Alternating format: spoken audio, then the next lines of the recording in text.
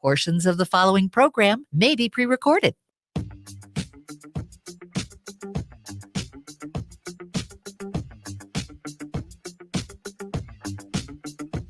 Broadcasting live on the Civic Media Radio Network. It's the Matt McNeil Show for your Wednesday. Matt, Brett here today.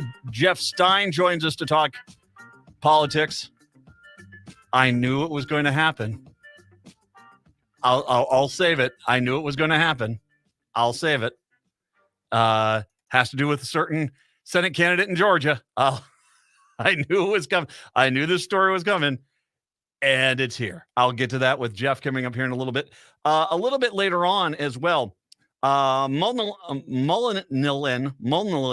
Holy is going to join us. He is an advocate, environmental advocate. Basically, I don't know if you're aware of this. There is a railroad merger that's going to happen between Canadian Pacific and the Kansas City Railroad.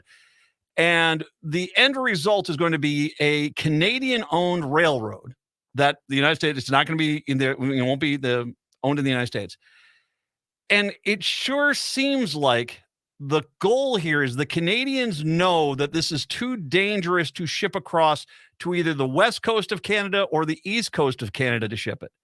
So what they're doing is they're just buying out this Kansas City rail line so they can ship this tar sands oil at alarming rates through the United States to the Gulf of Mexico. So it's shipped overseas. We do not get any benefit from it at all.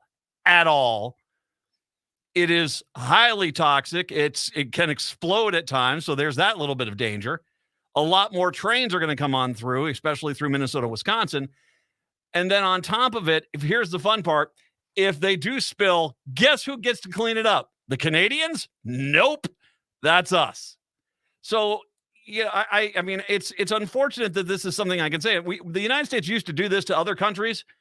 Send our kind of like our garbage and stuff to third world countries. It seems now what Canada is doing is basically saying, yeah, the United States is a secondary country. We're going to send all of our crude oil through that, and they can deal with it. And the crime here is that the politicians in this country seem to be 100%, a lot of them seem to be on 100% on board for this. It does sound like there are multiple politicians in Minnesota who are against this. We'll talk about that. That's coming up here in the 4:00 hour. Brett, how are you? Hey, doing good. How about you? I'm doing well. I've been a busy day. I've had a lot of things going on. A lot of balls in the air, a lot of juggling going on today. Just trying to get caught back up after I got back from my vacation. Yeah, I don't think I've seen you. Well, you were in recording. Yeah, I came earlier. We're recording something for earlier. But on air, yeah, I haven't seen you in a couple of weeks. Yeah, now lucky you. Oh man, I did eat at a Waffle House. Regret comes in many forms. You don't like the Waffle House? I do like the Waffle House. They actually make a pretty decent waffle. Let's just, for the record, it's if you have a place called Waffle House, you better have pretty decent waffles. I got a pretty decent waffle. The biscuits and gravy is not so much the term I would use, more of a drywall spackle of something of that, kind of a little thicker than your standard gravy. I look forward to the next 2 months. Anyway, you have to do Waffle House. You go to the South, you have to do Waffle House, man. I would agree with that. Yeah. There are no Waffle Houses around here. The closest one is Indianapolis. If you're driving down, I've looked for them. The closest one you get from Minneapolis is Indianapolis. I've not seen one in Wisconsin, and this is by design. They've got their machinations. But I'm kind of to a point. I'm surprised. We do have the Mall of America here. That's brought in a lot of chains. I'm surprised there's not one right there.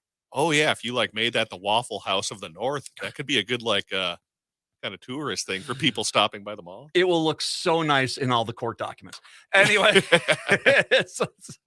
where did this happen? The Waffle House of the North, you say? Well, okay. We're familiar. They apparently, my brother was telling me this. They apparently sell more eggs, milk, and T-bone steaks than any other individual business in the United States.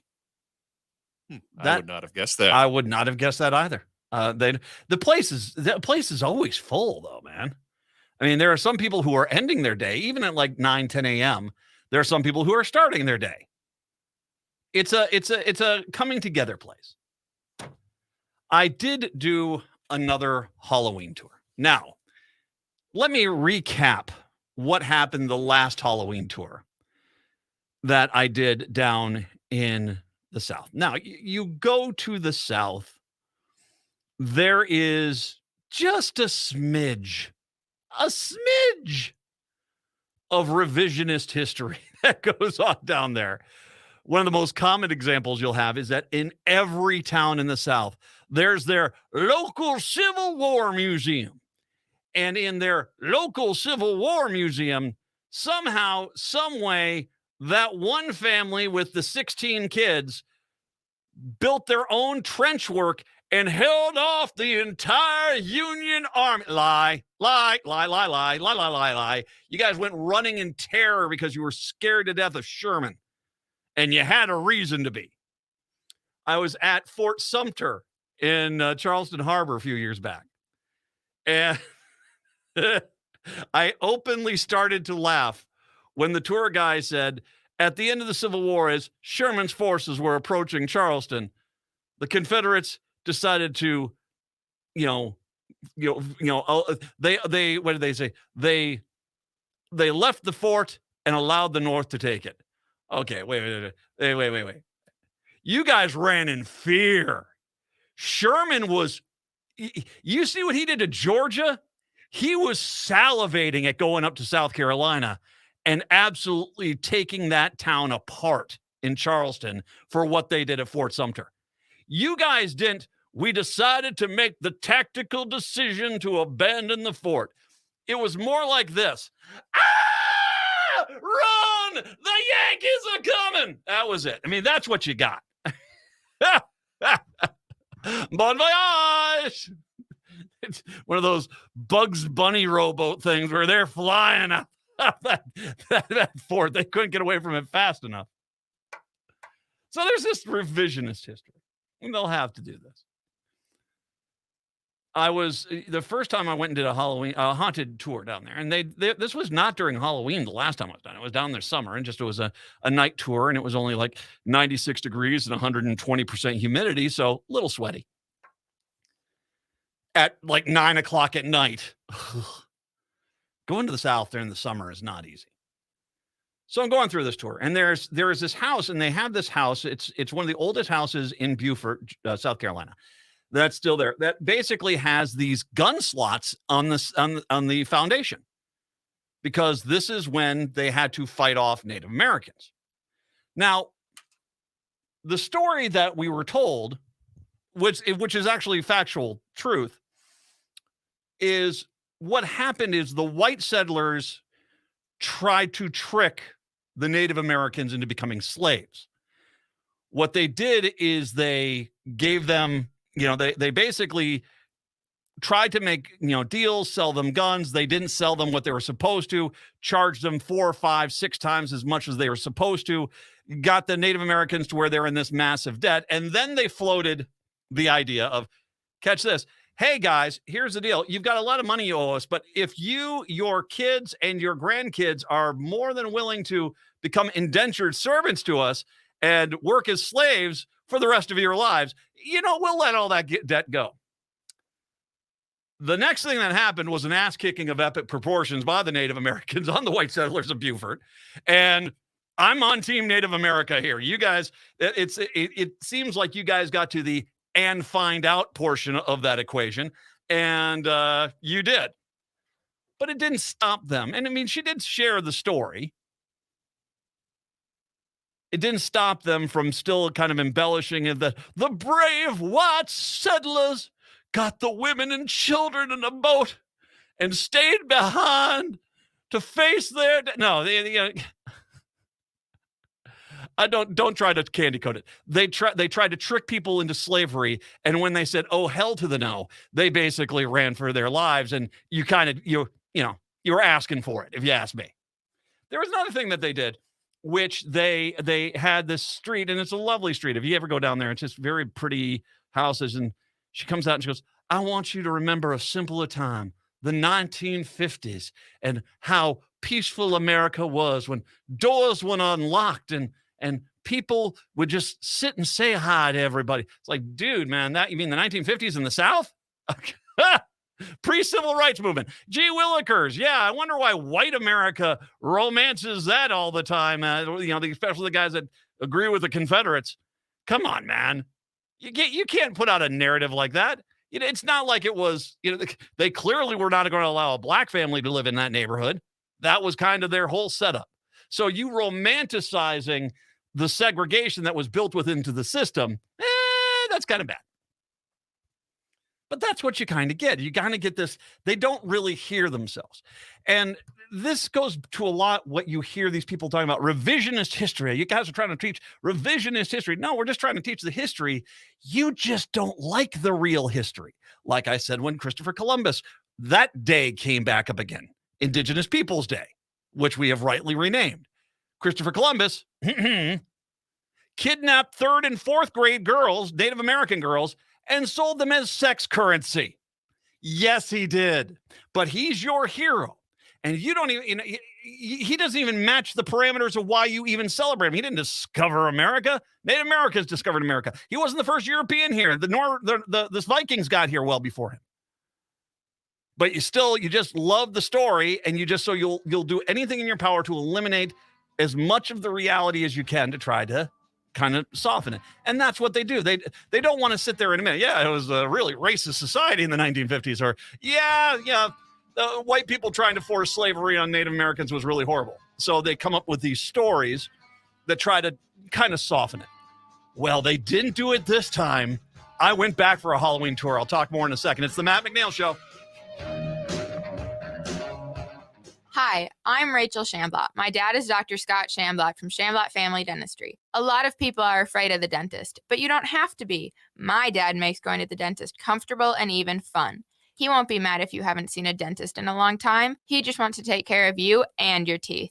If you don't see my dad, please see another dentist. Take care of your teeth because they're the only ones you get. Shamblatt Family Dentistry in Hopkins and St. Paul. Find them online at shamblattfamilydentistry.com or call 1-800-FIX-MY-TEETH. Seward Co-op is now offering convenient self-serve and prepackaged hot options and salad bars at both the Franklin and Friendship stores.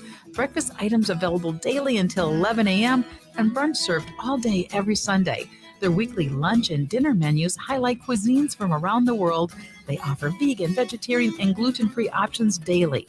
95% of the ingredients used are organic from small-scale, local community food producers whenever possible. More at seward.coop.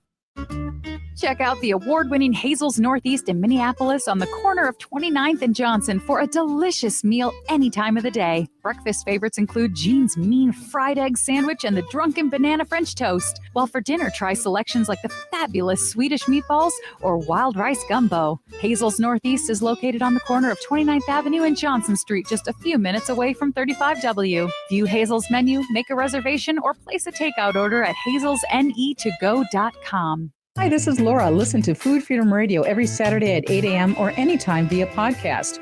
Our individual health is connected to the health of each other and connected to the health of the earth.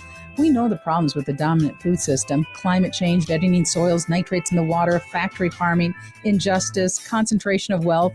How do we both as individuals and as a community step up and support a living food system which honors the earth? Tune to Food Freedom Radio every Saturday at 8 a.m. and remember to support your independent farmers. Say you miss me, say you want to kiss me. I liked it better when you improvised a story we had. You adore me, why do you Broadcasting live on Lake Air, WXCE 1260 in Amory, Air Support Radio 98.3 Oshkosh, 1100 AM WISS, Berlin, as well as WAUK 540 AM 101 FM, the Shaw, and Milwaukee Waukesha, as well as the flagship station up here in Minneapolis, St. Paul, AM 950, the progressive voice of Minnesota. It's the Matt McNeil Show for your Wednesday. So, revisionist history. I did a different Halloween tour.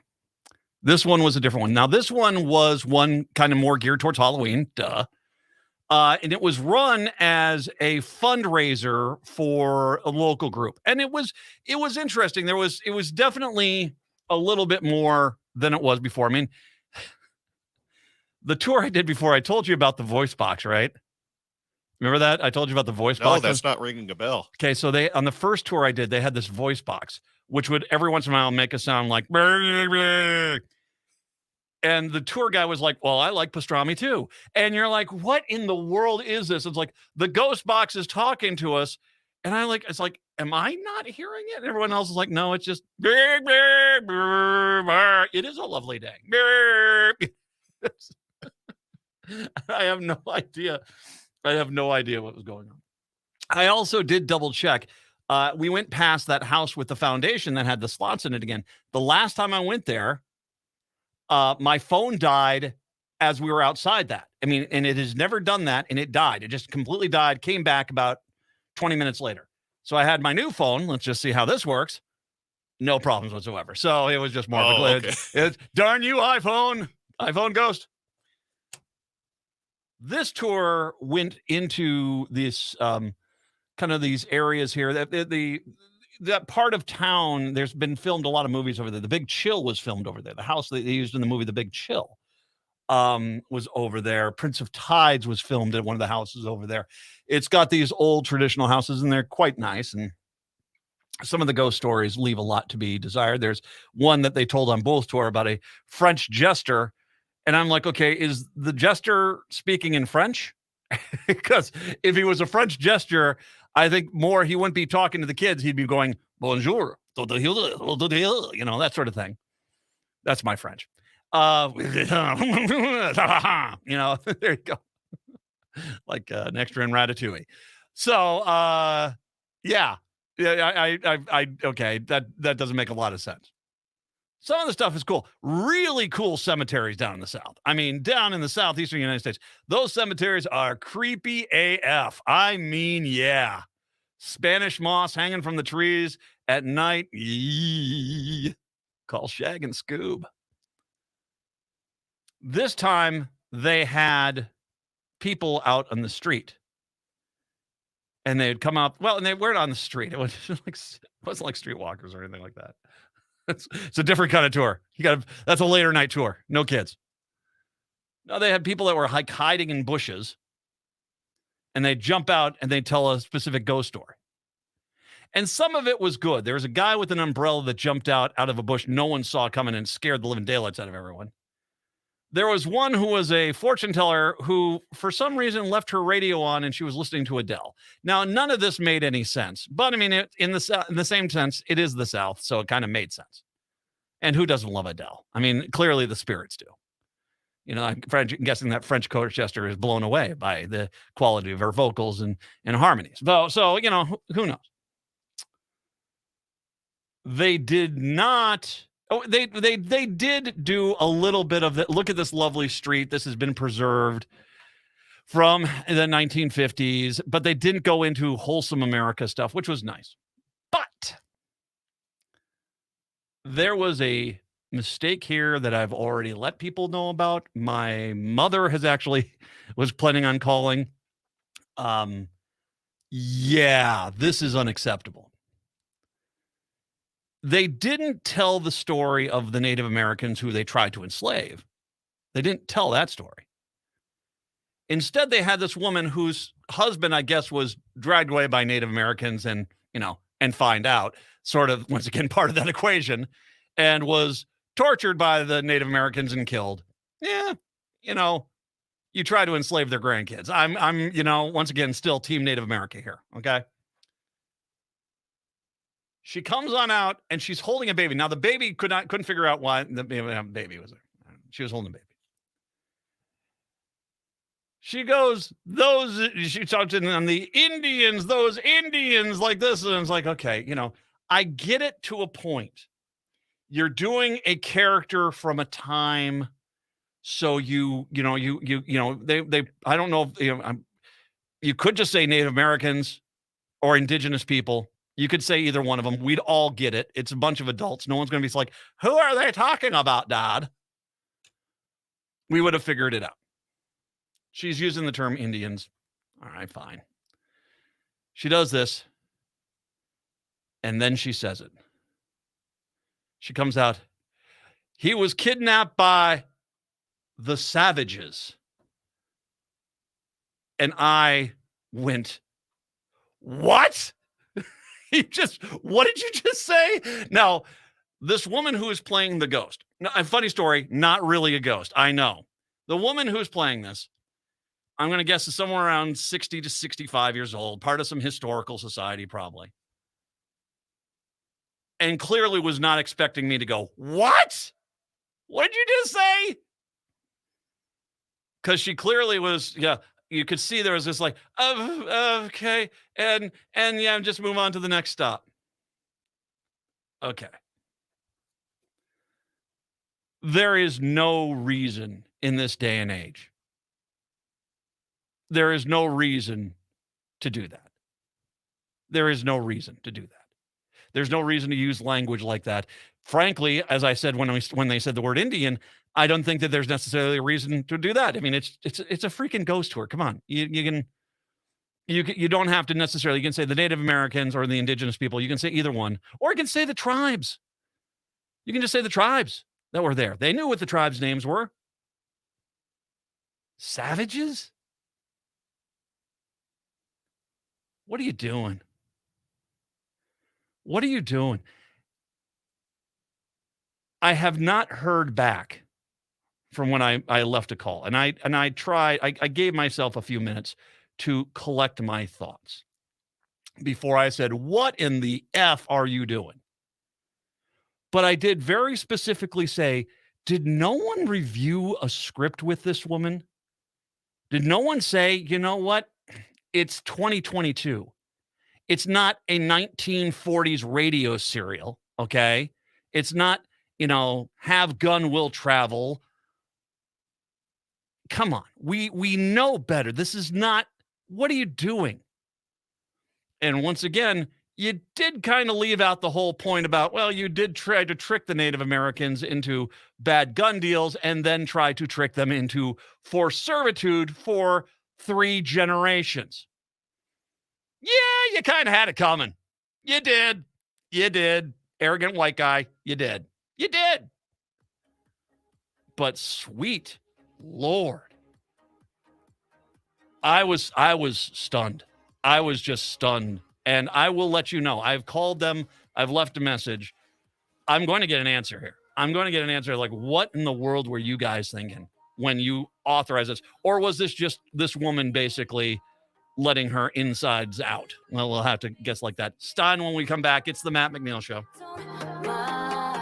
Hi, this is Chad from AM 950. Snap Construction is arguably the most well-reviewed roofing, siding, window, and insulation contractor in the metro. Ryan is so excited about working with AM 950 and our listeners that he wants to help us grow. This is Ryan, owner of Snap Construction. I was friends with Chad long before I started marketing with him. I was a bit skeptical of radio advertising before Chad convinced us to run ads. The advertising's been so successful, we want to help the station grow. We've absolutely loved working with the listeners of AM 950, and we all know how extremely important this radio station is to the community. To help AM 950 grow, Snap Construction will be putting up proceeds to assist the station in marketing on social media. Snap Construction encourages you to follow, engage, share, and interact on the AM 950 social media platforms. Together, we can all work to ensure AM 950 continues to thrive and grow in our communities. We stand by our work with a lifetime craftsmanship guarantee. For a free estimate or more information on our financing, call 612-333-SNAP or check us out online.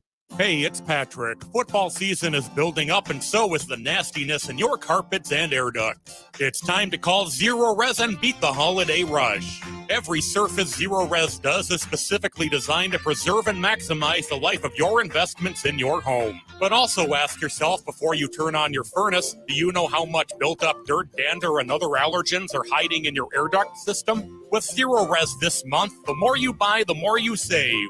Get 3 rooms of carpet clean starting at just $139 or 5 rooms starting at $199. That's a 43% savings.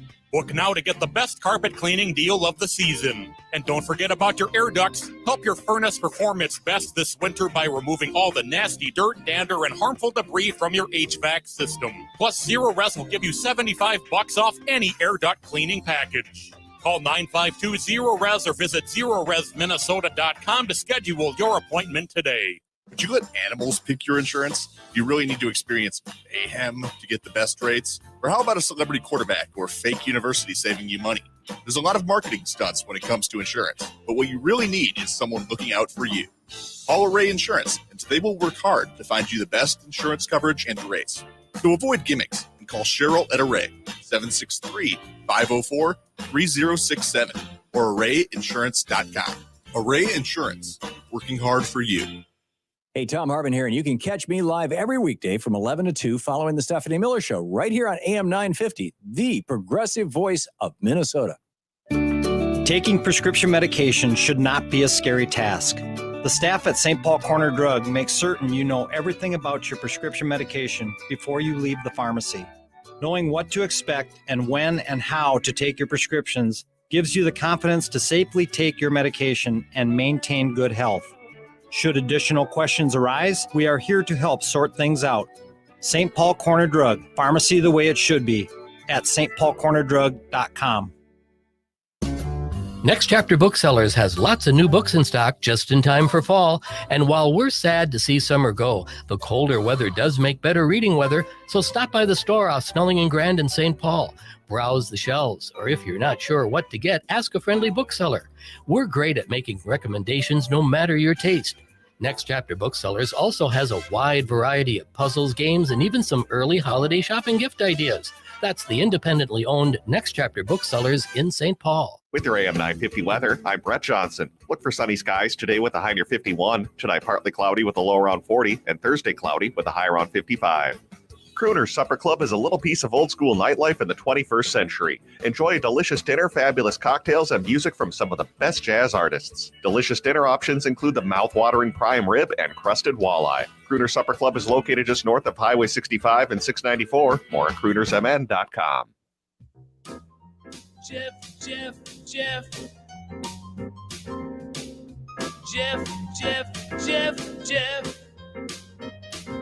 J-E-F-F Jeff. J-E-F-F Jeff. J-E-F-F Jeff. Jeff Stein is our national and presidential expert, noted author. Find his books over at your favorite book retailer. Also, totallyiowa.com. The Iowa Business Report and the Iowa Politics Report comes to us from KXEL Cedar Falls, Waterloo in Iowa. Hi, Jeff. How are you? Matthew, I am tremendous. Yourself, sir? I am happy. You'll be happy to know I've got a brand new Piggly Wiggly sweatshirt from my time down in the South. Oh, save big at the pig, man. Save big at the pig. I was going to say big on the pig. There's no question. For the Wisconsin audience that does not know, last year when you went on vacation, you sent me in the mail a Piggly Wiggly t-shirt. Yes. It was tremendous. And it was immediately appropriated by my spouse because she thought it looked better on her. She ain't wrong, all right, but I saw it. I saw it come into the house, and that's all right. They do have the largest can of boiled peanuts I've ever seen in my life in a Piggly Wiggly. I'm just going to let you know. That is just. Could we now talk about the Medicare rates for individuals in the state? Why are there so many heart problems in the southeastern United States? Why are the health issues down there? I know, dear Lord. Why are all the heart clinics doing excellent work in the southeast? Well, that's an idea. You just go into like Tennessee and all of a sudden you start like breathing. It's the way it goes. Heavy breathing. It starts in southern Kentucky, and then it moved. And I know this because my family hails from there, so I can make fun of southern Kentucky. Speaking of heavy breathing, early voting's going on right now. I could actually use that segue about 8 different times today, but I'll go with this. The early voting's going on here, and you and I have, you and I are, kind of political wonkish. We always look for numbers and details and stuff. Yeah. 9.4 million Americans already voted in the midterm elections, casting a combination of in-person early votes, mail-in votes. Florida, as well as Georgia, Michigan, Pennsylvania, the top states in terms of voting so far. No numbers for Wisconsin. Minnesota has had 172,000 early votes so far.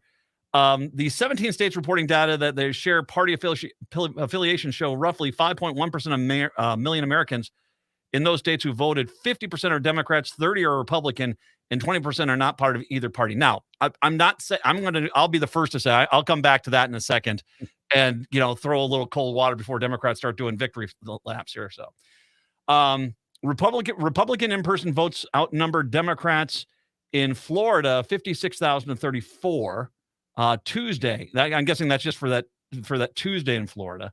So it's not absolute, and you can kind of look at the numbers and get lost in them all the time. Florida voters have cast nearly 1.3 million total votes. 42% of those registered as Democrats, 40 from Republicans, 18 though without party registration and minor party registrations. In Georgia, just under 1 million voters have already cast their votes. Here's where it starts getting interesting. 54% of those coming from female voters, 45 from men. You go to the Michigan, 56% are from women, men making up 44%. In Pennsylvania, they don't have the breakdown on gender per se, but they do have 73% of those early votes in Pennsylvania are Democrats. 19% are Republicans. Now, here's where I'll come back and I'll throw back on the numbers here. Okay. You can feel good about this, but reminder, Republicans take it's kind of how they do it. They vote on election day. Mm-hmm. And that you can have a good lead in early voting, anticipate every Republican showing up on election day and voting. That's just how they do it. And I have seen early voting leads disappear really quick when the lines are out the door. So there's nothing you can say here. It all comes down to the turnout on election day. Sure. But of all the things here I want to focus on is you and I have said, okay, what's the female vote going to be in the wake of the overturning of Roe v. Wade? Mm-hmm. And usually these numbers are not 5-6 points apart. They're usually one or even. So the fact that you actually have women voting in larger numbers now is a unique thing to this election cycle. Your thoughts on that? I think, first of all, what you said is exactly right. Democrats win the early vote. Republicans, if they're going to win on election day. Okay. The Republicans have talked for how long now, Matt, about the fact that they're going to really amp up that early voting ground game. Well, it sure isn't showing up yet, is it? Oh, Florida looks like it's not bad in Florida. The rest of the states, yeah, it doesn't look too good. And so therefore, if you're a Republican, you're not making the inroads that you needed to in early voting. Now, are you making inroads in various groups like Hispanics? I keep hearing about Republicans are going to win more of the Hispanic vote. They're going to win more of the African-American vote. Well, first of all, let's see it, because I don't buy it. But I think I think you and I have been pretty consistent on this. There may be a red ripple some places, but enough talk about a wave, because there is no evidence to support a wave. And if you've got this many voting early who affiliate with the Democrat Party, you have this many independents voting early. That's the one that's stunning to me, because again, let's go with your theory, which is that Democrats, women, will be especially mobilized in the wake of the Dobbs decision. Well, that's going to transcend party affiliation.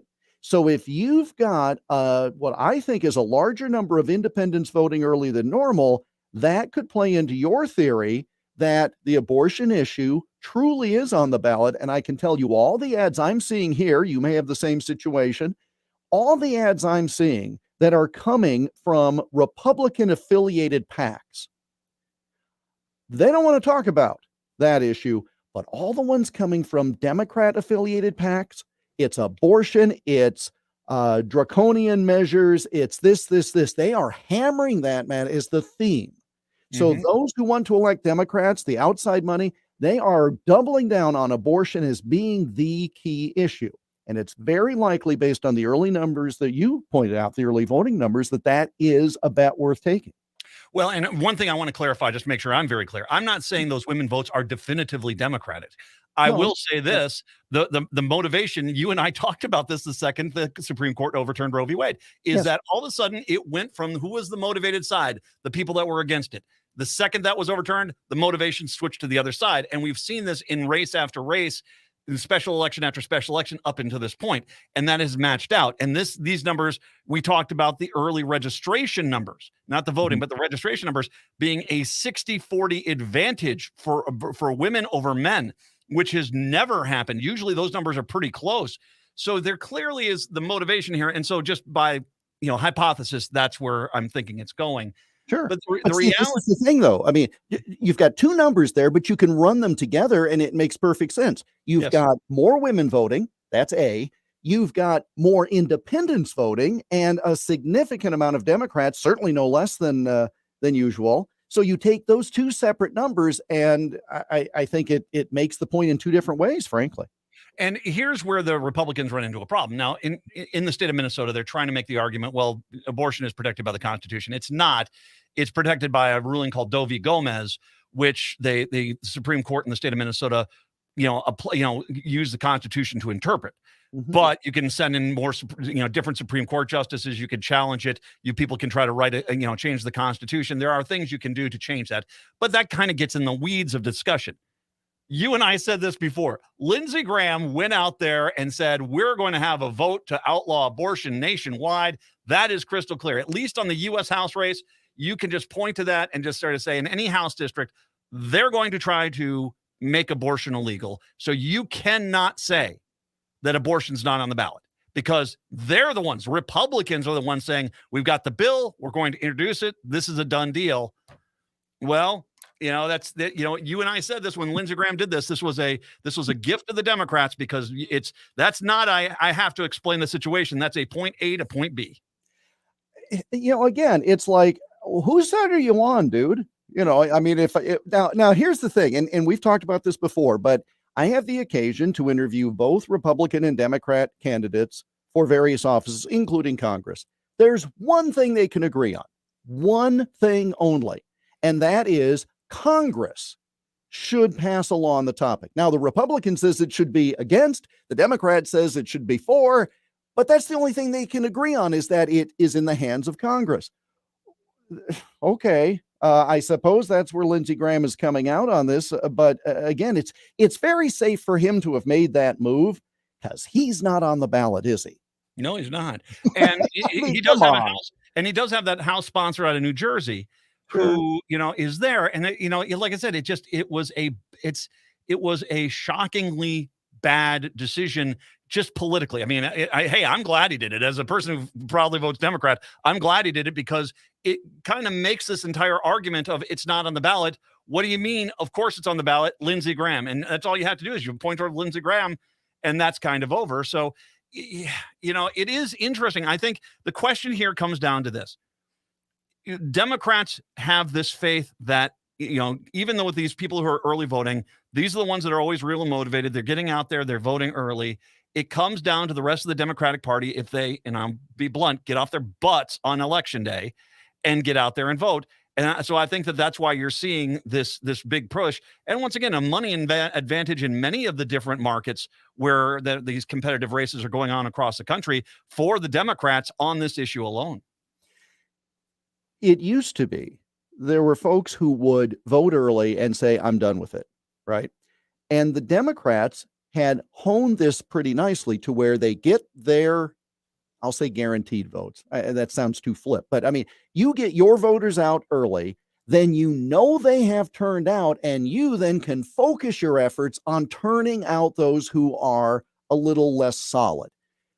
I think the way that this works for the Democrats this cycle, though, Matt, is to not just turn out these early voters, but get those early voters motivated to not just simply say, well, the election's done for me, but to then try to encourage friends to show up either early or on election day. In other words, you can't just leave it at the ballot box and say, I've done my part.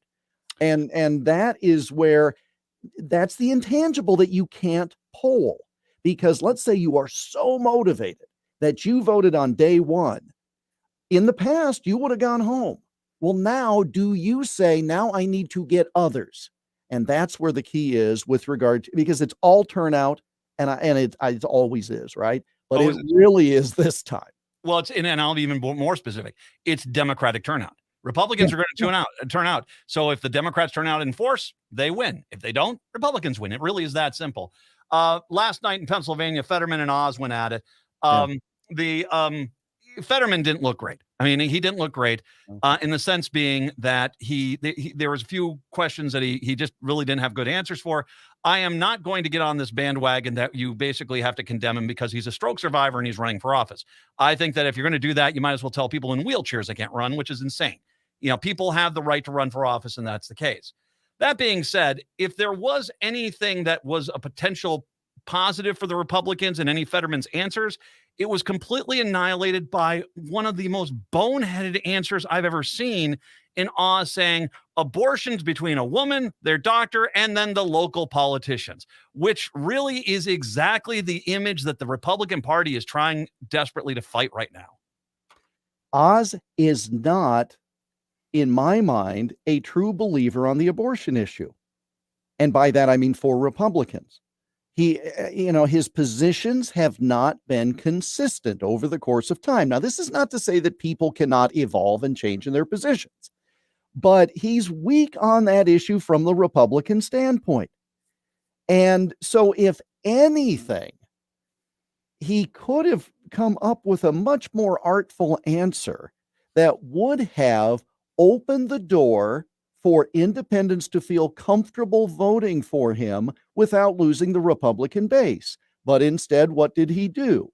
He dove into the mosh pit of the Republican base and has not just alienated Democrats, but probably alienated the independents. I mean, again, it's a boneheaded thing for him to have said. Is it something he really believes?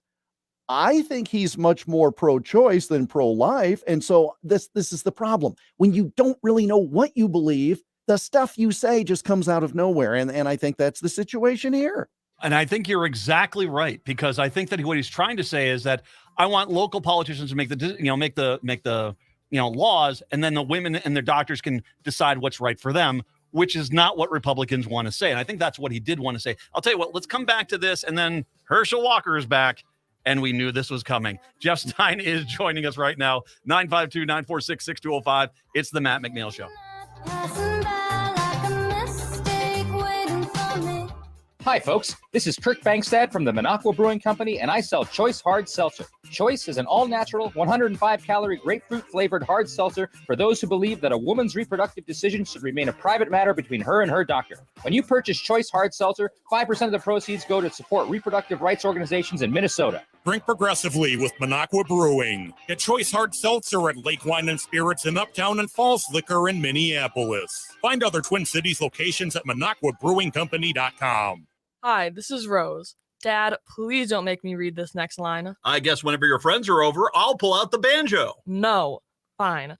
My dad is a mountain of integrity in these trying times. Matt McNeil. Indeed. Mountain of something. Fall school days means sports, music, school events, and activities. The Toyota Sienna is perfect. It fits all my friends, and with me now learning to drive, its safety features make my parents happy too. For top-notch sales and service, go to Rudy Luther Toyota, the southeast corner of 394 and 169 in Golden Valley. If you're like most people, you probably noticed your energy bills are going up and going up fast. Unfortunately, that's not likely to change anytime soon. So if high utility bills have you seeing red, see green instead by locking in an energy rate with All Energy Solar. Switching to All Energy Solar gives you peace of mind knowing your energy costs won't be rising along with fossil fuel costs. Solar panels last 25 to 30 years, giving you a good idea of where your energy is coming from for decades to come. Plus, a system from All Energy Solar could save you even more with net metering. With net metering, extra energy generated by your solar panels is sent back into the energy grid in exchange for credit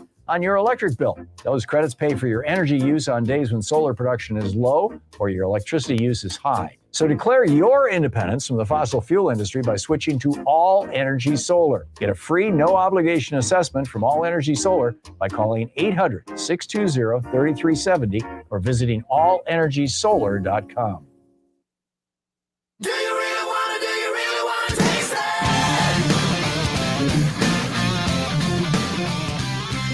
Broadcasting live on locally grown radio to WFHR 1320 AM, 97.5 FM, Wisconsin Rapids, Stevens Point, Bull Falls Radio to WXCO 98.9 FM, 1230 AM in Wausau, Devil Radio 92.7 FM in Madison, WTTN 1580 AM in Columbus, and on the flagship in Minneapolis, St. Paul, AM 950, the progressive voice of Minnesota. It's the Matt McNeil Show for your Wednesday. Jeff Stein joining us. And Jeff, I was just agreeing with you wholeheartedly. When I heard Oz's answer to that question, the first thing I said to myself is, this is a guy that just doesn't want to ban abortion. Now, he might want to have like a 20-week abortion ban or something like that. But he clearly, it seems like his answer was trying to find a way to not say I'm against abortion, but not tell the Republicans he's for it. Because I think what he's trying to say is exactly what you pointed to, is that he doesn't really have a problem with the issue. He's not really going to be one of those, dependable votes on that issue. And just that's the way he answered it. Now, it sounded clunky and horrible, but I think you're right. I don't think the guy is necessarily on board with the idea of national abortion bans. He's a doctor. He's talking about a medical procedure. And so he thinks of it in a clinical medical procedure fashion. That's not how you get far-right Republicans to vote for you.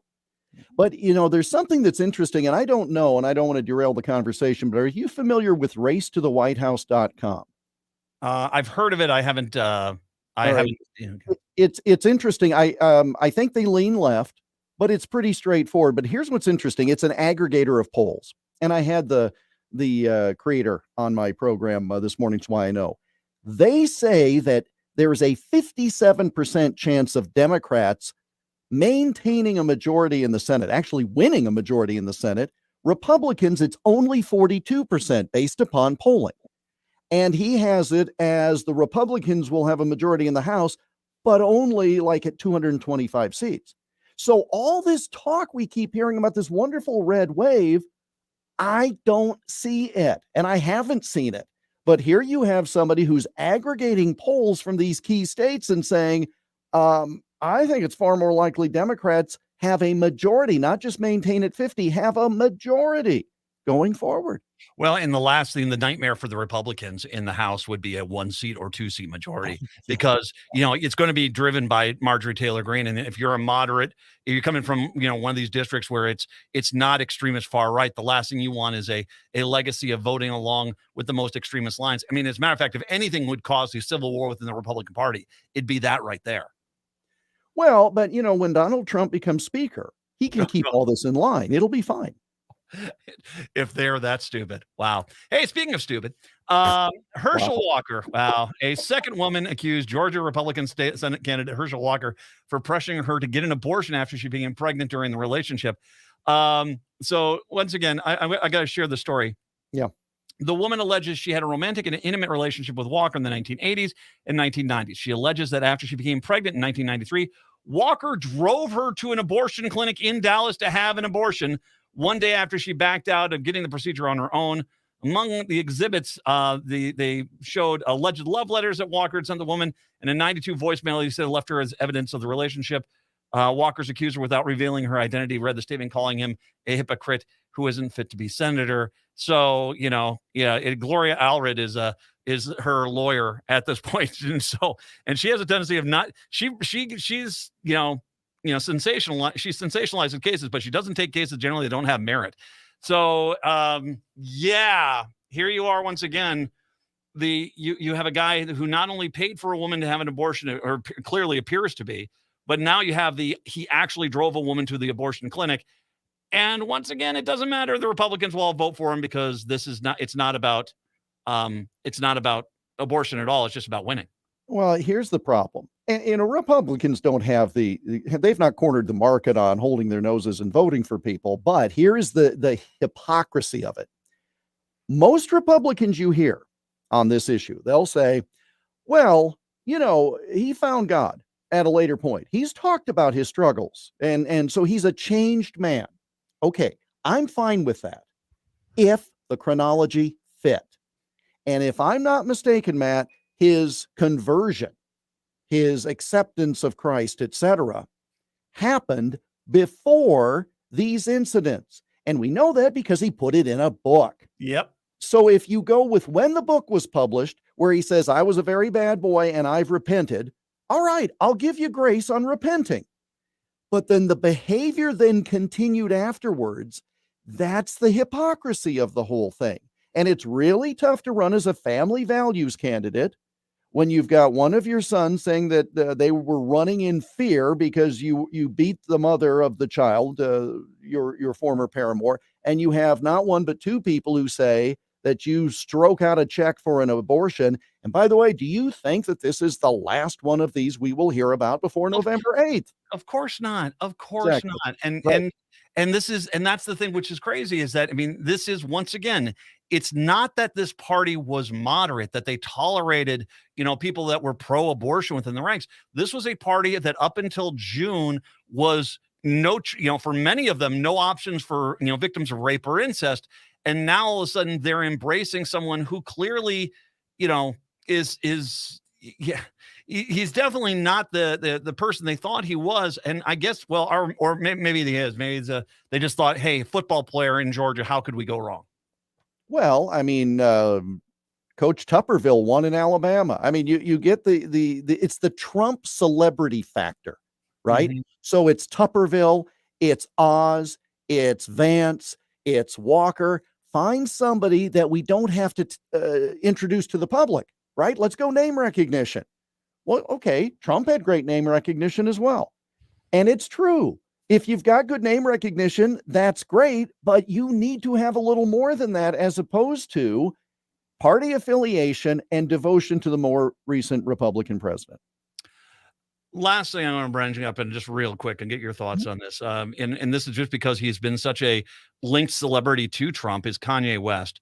They gave him the opportunity to get out of his own way. He just didn't want to. He basically said, "Oh, Adidas is never leaving me." They have.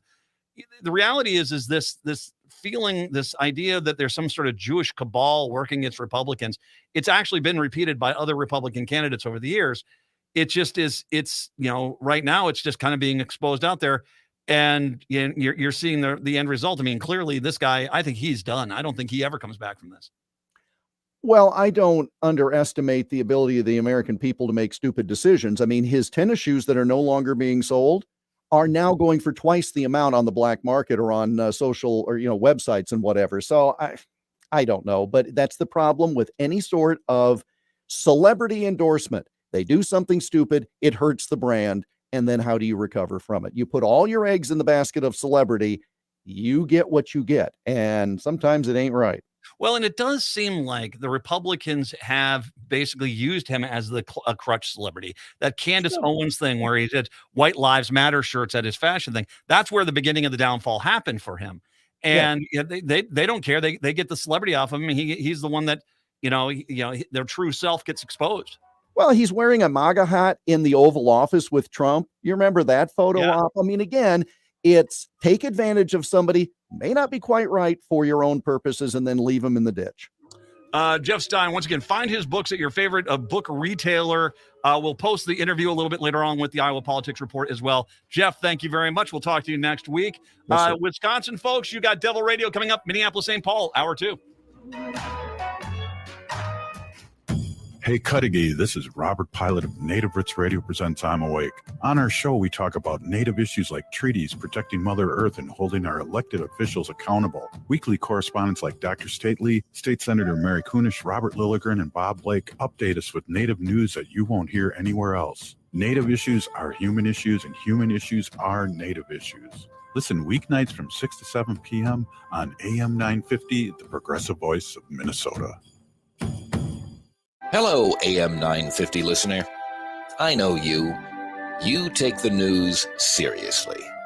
When you read the headlines these days, it makes you want to hang your head down and cry.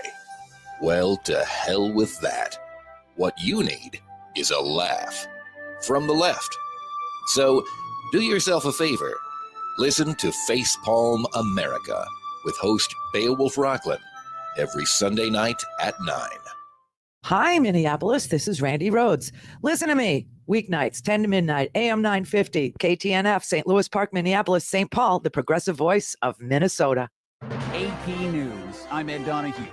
A woman has come forward claiming Georgia Republican Senate candidate Herschel Walker pressured her into an abortion in 1993 and paid for one after she became pregnant during their 6-year relationship while Walker was married to his first wife. A former girlfriend said Walker did the same for her in 2009. Herschel Walker responded. I'm done with this foolishness. I've already told people this is a lie, and I'm not going to entertain to continue to carry a lie alone. And I also want to let you know I didn't kill JFK either. The woman who made the announcement today did not reveal her identity because she fears reprisals. 3 men were convicted of supporting a plot to kidnap the governor of Michigan. Here's the AP's Ben Thomas. We find the defendant guilty. In Michigan's Jackson County Circuit Court, Joe Morrison, Pete Musico, and Paul Bellar were each found guilty on all 3 charges they faced, including providing material support for a terrorist act. They were members of a paramilitary group known as the Wolverine Watchmen and held firearms drills with Adam Fox. He was convicted in federal court of conspiring to kidnap Michigan's Democratic governor, Gretchen Whitmer. State Attorney General Dana Nessel hailed the outcome. Terrorist attacks and mass shootings are not spontaneous events. They're the result of planning, plotting, and amassing resources in a buildup to violent acts. Of the 14 men arrested, 5 have now been convicted, 2 have pleaded guilty, and 2 acquitted. The other 5 still face charges in state court. I'm Ben Thomas. In Wisconsin today, Darrell Brooks was convicted of killing 6 people when he drove his SUV through a Christmas parade near Milwaukee last year. He faces a mandatory life sentence on each homicide count. The Los Angeles City Council was forced to recess to clear chanting protesters from the chamber, as members were poised to formally rebuke 2 councilmen and the council's former president for racist comments and involvement in a racism scandal. Stocks finished mixed. This is AP News. Paid for by Christian Care Ministry. Let's see, if something costs less, but people are happier with it, that sounds like something to look into, and that's MediShare. Maybe you've heard switching to MediShare to pay for healthcare can save the typical family $500 a month. And that's huge, but it's also true that people are way more satisfied after making the switch too. The customer satisfaction rate for MediShare is double that of the typical health insurance plan. MediShare works. It's been around for more than a quarter century, and members have shared more than $3 billion of each other's bills. People love having telehealth and a huge nationwide PPO network. So yeah, you can save a ton and like it better. Imagine being happy with how you're taking care of your health care. So if you're self-employed or part of the gig economy, or you just want a plan you're happy with, you can call right now and get a price within 2 minutes. A very, very smart use of 2 minutes. Here's the number you need. 855-51-BIBLE. That's 855-51-BIBLE. 855-51-BIBLE. Next Chapter Booksellers has lots of new books in stock just in time for fall. And while we're sad to see summer go, the colder weather does make better reading weather. So stop by the store off Snelling and Grand in St. Paul. Browse the shelves, or if you're not sure what to get, ask a friendly bookseller. We're great at making recommendations no matter your taste. Next Chapter Booksellers also has a wide variety of puzzles, games, and even some early holiday shopping gift ideas. That's the independently owned Next Chapter Booksellers in St. Paul.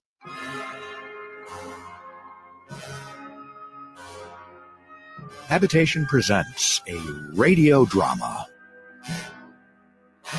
To buy or not to buy, that is the question.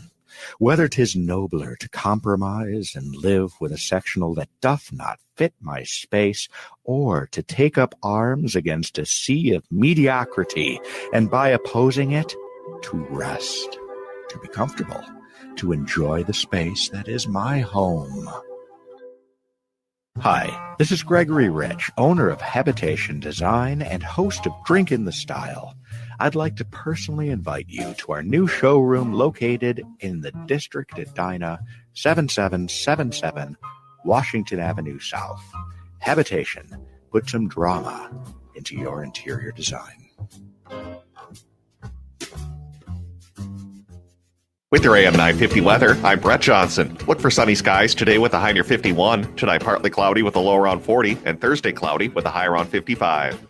Crooner's Supper Club is a little piece of old school nightlife in the 21st century. Enjoy a delicious dinner, fabulous cocktails, and music from some of the best jazz artists. Delicious dinner options include the mouth-watering prime rib and crusted walleye. Crooner's Supper Club is located just north of Highway 65 and 694. More at croonersmn.com. Portions of the following program may be pre-recorded.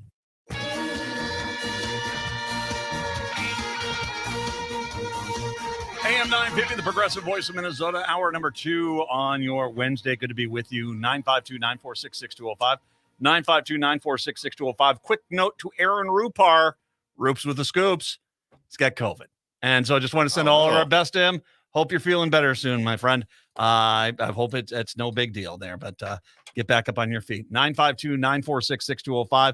952-946-6205 is the phone number. Joining us right now is Munalin Hool. Excuse me. Let me try that again. Munalin Hool. There we are.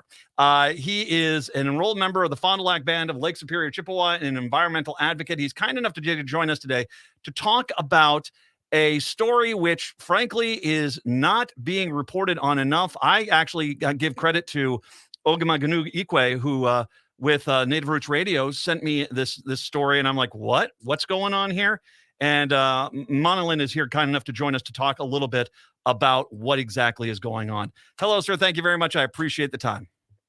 Hey, no, thanks so much. Can you hear me here? Yes, I can, and I apologize for the name. I apologize. No worries at all. There's a lot of people. I think that this story is in the periphery. I think a lot of people have heard a little bit about this. There's a merger right now of rail companies, the Canadian Pacific and the Kansas City Southern railroads. They want to merge together and become one railroad. And I think a lot of people have heard this, but I don't think people really understand what this is really. The intent seems to be about this merger. There is some real problems with these two rail lines merging together, correct? Yeah, absolutely. So currently, right, there's 7 Class 1 railroad companies, including Canadian Pacific and Kansas City Southern. And this merger was kind of proposed around the holidays last year, 2021. And what it's going to do, if it comes through, is it's going to create a direct pipeline of crude tar sands straight through Minnesota all the way down to Mexico. So all the fights we've been having about oil and oil pipelines, specifically going through Indian country and impacting Native communities, this is almost bypassing all of those steps and going to create that one continuous line all the way through across, following the Mississippi and going through some really important watersheds as well. I do want to, we're definitely going to spend a lot of time on what exactly is going to go down these rail lines and where exactly these rail lines are going. But I want to start off by talking. We are basically seeing a major rail line of the United States sold off to a company. This is going to be actually owned by a Canadian company. It's not going to be a U.S. company. This is going to be a large portion of American railways is going to be owned by the Canadians. Yeah, absolutely. That's true. It's the Canadian Pacific is a Canadian company, and it's going to impact, all rail lines. I myself love to take Amtrak. So we think about our commuter rails and ways we can talk about transportation. But American companies aren't even going to be at the table when it comes to this. Well, and I bring this up because it's a really easy thing to say is they're not going to be too concerned about what happens in the United States because they're a Canadian company. Don't get me wrong. I don't think they're looking for bad things to happen, but this seems to be, and I'll get to this at the end, this seems to be a plan to basically, use the United States for all their dirty work, quite literally. Now, let's talk about this route. So this is going to be train cars filled with this really toxic crude oil that they frack out of the grounds up in Canada, correct? Yeah, that's the main use that they're planning to have in what they've had in terms of the proposal to go on these routes is mostly tar sand being transported down to get refined. And the first this is going to come through Native American territory first, correct? Once it comes in the United States, really. Yep. So it's going to cut right across the White Earth Reservation, going through, I believe it's the 54, 57 territory. And then you have to think with the environmental impacts going through, the sacred Mississippi for our tribes here, we're on Dakota territory here in Minnesota, as well as Anishinaabe territory. So going through that is really, really something that needs to be taken into effect. Yeah. How many more trains per, I guess maybe should we say per day? Is there any idea, a guesstimate of how many trains per day would be coming through that would be additional to over what's already coming through on these rail lines? Yeah, so if we want to look at what's happening in Minneapolis and like the Twin Cities area, right now we are seeing about 4 trains per day, or about 9, and that's about 19 trains per day through Camden, right? We are looking at seeing an increase from about doubling that, about 7 trains a day in Camden, and about 22 to 23 a day all along the Mississippi River, right? So that's a drastic increase of just rail traffic. But with that rail traffic, knowing what they are actually putting through our communities is really where we have a lot of concern. And we're definitely going to talk about that too here. Mm-hmm. 23 trains a day. Okay, I lived in Ames, Iowa. There were tons of trains that came through Ames, Iowa. Mm-hmm. And you go there, and some of those trains take 20, 30 minutes to come by because they're really long trains. And I'm going to imagine they're going to fill these trains up to the rim and take as much as they can. So if you do have, say it's 20 trains a day and each one takes, say, 20 minutes to get past, well, it doesn't take dear Lord, that is going to be 6 hours and 40 minutes of trains every day that are going to be going through. I mean, I think about this on the White Earth Band land. I think about this in small town Minnesota. I think about this coming through Minneapolis. You know, that's a pretty substantial amount of time. You're tying up intersections where rail, crossings are, where people can't get around to the other side of the town. Absolutely. I think you make a great point. I actually used to live in Morris, Minnesota, where we had a rail line that split the city. And this is at the same type of situation, that has been raised as concerns by White Earth and other communities, including communities outside of Minnesota, that this increased rail traffic, not only the concerns of what it's carrying, but the continued ongoing division of communities and the impact that's going to have. From infrastructure to emergency services, a huge concern. If I'll mention, I lived in a small town too. Night trains. All of a sudden, you're probably looking at 2 or 3 more trains at night, and those guys sure love, laying on the whistle through these towns. And so it kind of is one of those things that's you get that nuisance level there. But there is a far larger problem here, and that is trains derail, trains spill. This is tar sands oil. This is wildly toxic. It is environmentally a nightmare. And it's not a question of if they will lose a train. It's when and where they will. We've talked about Line 3 with in northern Minnesota and violating the Native American rights up there. This is just putting salt in the wounds at this point if these trains start derailing on the Native American territory and wiping out not only waterways, but wild rice harvesting. Absolutely. First, I think it's really important to point out that the public consultation period around this has ended. But according to White Earth Nation tribal leaders, who I've met with, and we have met with different elected officials, Canadian Pacific was supposed to provide direct tribal consultation. And this is a part of any Surface Transportation Bureau kind of process that this consultation is supposed to happen. And that's a part of Tristan Treaty obligation and that the federal government has to our federally recognized tribes. However, that consultation never occurred. So there's one big issue that we have, right, between Canadian Pacific and this merger with our tribes, let alone what we saw happen in 2013, which you talked about, with over 20,000 gallons of oil in western Minnesota being spilled because of one of these, derailments or accidents that happen on rail lines. So not only are the communities not being consulted, but we know that this has happened, and then they try to cover it up. So what is this really going to, what are they really trying to get at, and why are they not bringing the communities that are in danger to the table? We should be, and as you're listening to this and you're saying to yourself, wow, they could poison the land. They could basically have trains going through as a major nuisance through these communities. But if you're wondering, does it get any better? Oh, it sure does. Guess who would be on the hook for cleaning up this mess of the Canadian rail line if these trains spill? This is all going to fall into the U.S. taxpayers, right? Yeah, I'm not an expert in that, but you're absolutely right. The initial immediate response is going to be the communities that this line is cutting through. Whenever you talk about whether it's rail lines or it's pipelines or anything like that, who are the first responders? If not Canadian Pacific, They're not monitoring every single inch of this rail line. They're not having emergency and first responders all along this line. No, it is going to be the small town, tribal communities, and rural communities who we already know, right, are usually strapped for resources, that are calling in help all the time to respond to major incidents. They're going to have to respond to an absolute environmental catastrophe that also has impacts on community health.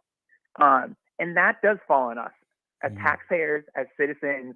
And that's not right either. And Canadian Pacific and would not be accountable to pay for all those impacts in the immediate present. And it gets worse. This oil, I mean, I know there's a lot of people that will say, okay, well, but this oil is going to help America. It's not. It's going to send to a port and it gets shipped away and we never get any benefit from this oil, correct? That's my understanding, right? This oil is not American oil that America has purchased, right? That's all. It's just being transported through our communities. We don't have any claim to that. It's Canadian Pacific taking oil that they own or that Canadian companies own and using Canadian Pacific rails to transport to their next destination. It's not necessarily being bought by the United States, and this is the way the United States is getting access to that resource. There is and I know this doesn't happen too often, but it is something that is a concern. And if you are all of a sudden dramatically increasing the daily amount of trains filled with flammable liquid through communities, we have had situations, tragic situations, where trains have exploded and done catastrophic damage to a community, where it's basically, creating a war zone there. There is, I mean, it doesn't happen often, but it's got to be something that's got to be accepted. The fact that these trains coming through the White Earth Band, coming through rural Minnesota, coming through the Twin Cities or on the Mississippi River, there is a risk here with increased amount of traffic that one of these trains could end up having a catastrophic accident and causing insane amount of damage. Absolutely. And the one thing I will point out, right, tar sand oil isn't particularly flammable, but what it does do is it seeps into the watersheds and seeps into our natural resources, which we know in Minnesota, we have some of the cleanest water, not only in the country, but in the world. That's why we have such high, we're one of the number one states in agriculture. So by having all this go through, and when we know an incident happens with a derailment and we have crude oil and crude sands going across into our watersheds and into that, we are going to put our economy behind, put our communities behind, and in danger for generations to come. Well, so this sounds like a horrible deal. And as a matter of fact, as I pointed out last hour, what it sure seems like is the Canadian oil company has realized that it's too dangerous to ship this product across their own country to either the West Coast or the East Coast of Canada and ship it out that way. And so treating the United States like a third world nation, they're just going to buy up our rail line, which some politicians, it sounds like, are eagerly encouraging them to do, so that they can ship this toxic product through our lands, not have to pay a dime if they or on initial cleanups if it spills, endangering our water systems and our potential health, creating at the very least a massive nuisance in many of these communities as all these extra trains are now coming through, and we're not going to get any benefit of this in a local community in any capacity as far as any lower gas prices. Am I correct there? You're absolutely correct.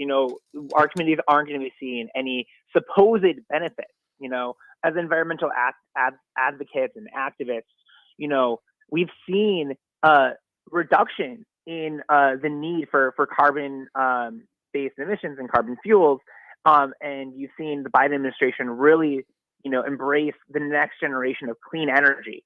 So not only that, we're not going to see any benefit from gas prices, and it's putting our communities at risk. And that's why we've seen, since the draft environmental impact survey has gone out, we've seen elected officials say, oh, this is a good thing. But we've also seen elected officials come out on the side of what's right here. We've seen Congresswoman Ilhan Omar and Betty McCollum come out talking about the impacts on the state. And most recently, and I think it's really important to note, is that Senator Amy Klobuchar and Senator Tina Smith have filed a joint letter at the Surface Transportation Board raising the concerns about the process of what Canadian Pacific and Kansas City Southern have done here by disregarding the impacts of communities, in particular low-income communities and communities of color like Native American tribes, because they didn't hit the threshold on which they thought it was too important enough, right? So we're not seeing the benefits, and they're trying to bulldoze through the process and ignore the people whose livelihoods are really on the line with this. And I know it's a much lesser idea, but the whole idea of one of our major infrastructures being mostly owned by a foreign company, I mean, it'd be like, say 90% of the interstate system was owned by a foreign company. I don't think that that's a good idea necessarily for the community there. What can we do at this point? Obviously, we're filing letters, but I mean, it sounds like the comment period's there, and it sounds like this nondescript board of people are going to be the final decision makers, which usually is a rubber stamp in my experience. I'll say this. We have had elected officials come out and really voice concerns. Most recently, like I said, Senator Klobuchar and Senator Tina Smith. And what we need now is continued pressure to our elected officials. At the end of the day, they are the ones who can intervene, right? We have equal branches of government for a reason. And so folks raising their voices, sending support to the folks who've spoken out, but then calling in others to raise concern.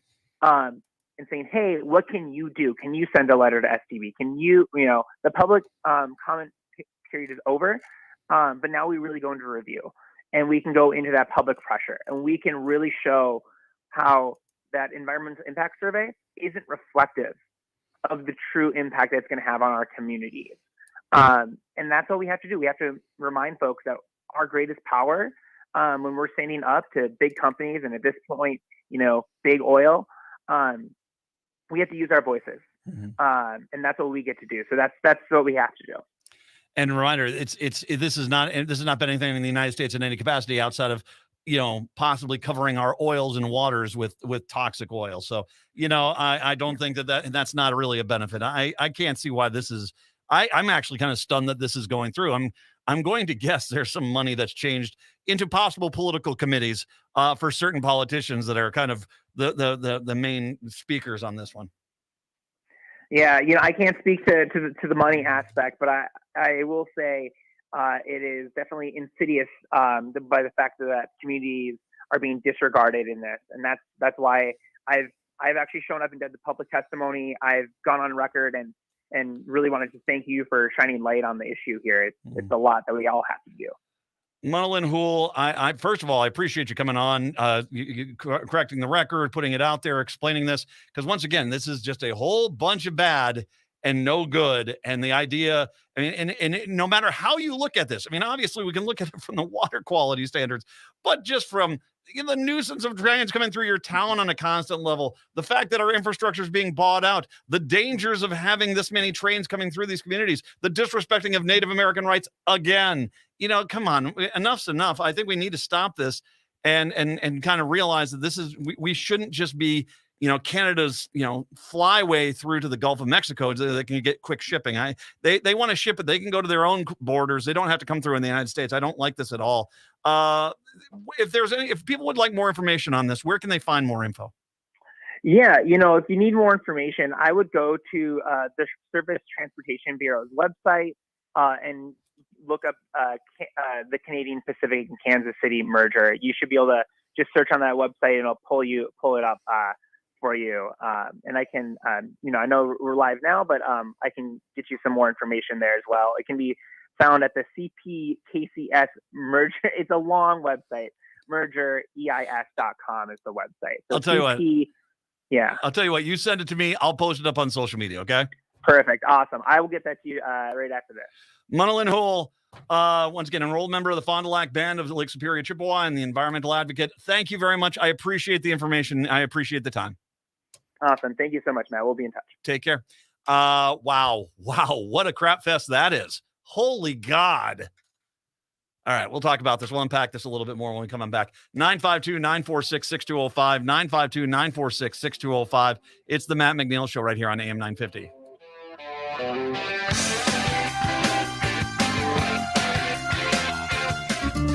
Check out the award-winning Hazel's Northeast in Minneapolis on the corner of 29th and Johnson for a delicious meal any time of the day. Breakfast favorites include Jean's Mean Fried Egg Sandwich and the Drunken Banana French Toast. While for dinner, try selections like the fabulous Swedish meatballs or wild rice gumbo. Hazel's Northeast is located on the corner of 29th Avenue and Johnson Street, just a few minutes away from 35W. View Hazel's menu, make a reservation, or place a takeout order at hazelsnetogo.com.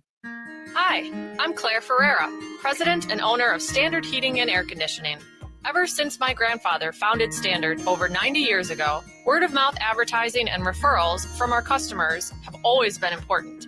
That's why, after serving over 500,000 customers, we're proud to have a 4.9-star average rating out of 5 on our online reviews. Check them out for yourself and find out more at standardheating.com. That's standardheating.com. Standard Heating and Air Conditioning has some spectacular savings that are so good they'll scare you. Right now with Standard, you can save $1,500 or more on a new furnace and AC combo. Plus, save an additional $100 on a new UV light or electric air cleaner with purchase. And don't forget to ask about 0% financing and installing a water heater with your purchase. But don't delay, as these spooky savings are only good during October. Visit standardheating.com. Standard Heating and Air Conditioning, providing the comfort you deserve since 1930. On the battlefield, there's a saying America's military men and women live by. Never leave a fallen warrior behind, ever. Off the battlefield, Wounded Warrior Project operates with the same goal. Wounded Warrior Project was created to help our men and women returning home with the scars of war, whether those scars are physical or mental. Wounded Warrior Project.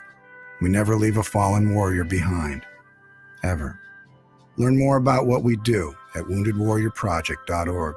Hi, this is Ken Hegland, host of Living Healthy and Aging Well, heard each Saturday from noon to 1 on AM 950, where we talk about ways to enjoy your highest quality of life.